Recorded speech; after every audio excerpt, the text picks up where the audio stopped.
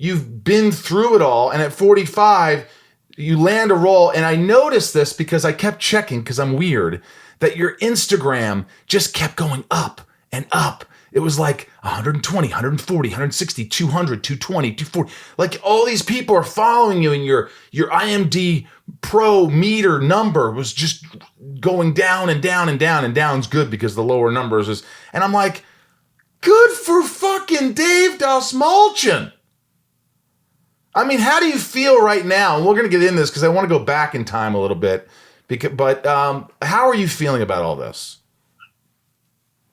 Thank you for asking. Thank you for the compliments. I love you. You know, I'm a huge fan of your work, and I've been a fan of your work since long before I actually met you in person on the back porch at James Gunn's house. I've been a fan of yours for a very long time. So that's very nice and touches my heart. Thank you very much. Two things.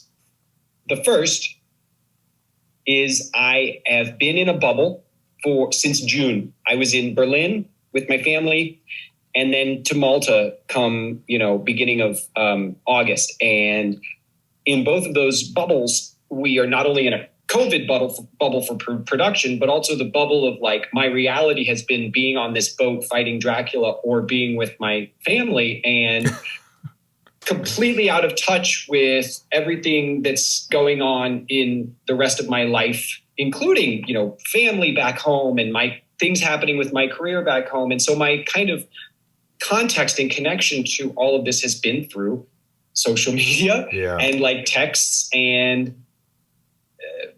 my phone. And so that has been weird, but nice. People have been very nice, and thank God, people have been very supportive of some of the stuff recently that's, blown up. But the other thing, and I'm glad, and I hope we can talk about this today, because I know you're not going to shy away from talking about, the stuff that is a little more, awkward or uncomfortable. And I've been wrestling with this. I've been in kind of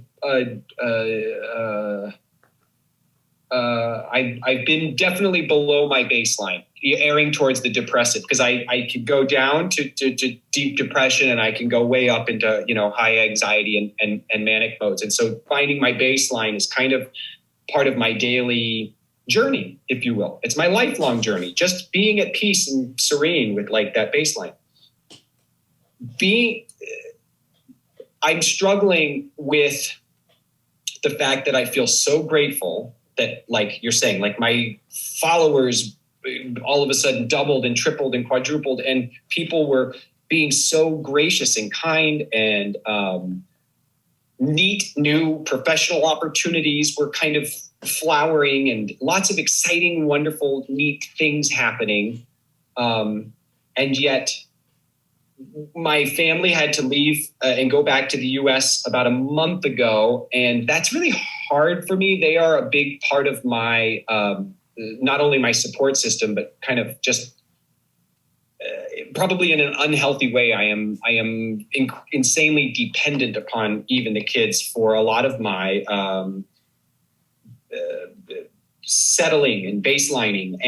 And I need to work on that, because I am a grown adult, and I should be able to do that without, leaning on others. But they're a big part of that. And I faced some really difficult moments in the course of making this film that I'm working on that made me feel dark. And those were both creative moments and also just production moments, to be quite frank. And someday we'll have coffee and I can download you on all of it. But just needless to say, sometimes this business can really make you really hurt. And so all these wonderful things are happening. And then at night, I'm laying there feeling really blue and dark. And I've been wrestling with this kind of a sense of guilt over not just being like so happy all the time that like James's movie turned out so awesome and people loved it. And, Polka-Dot Man's so cool, and the Dune stuff looks so cool, and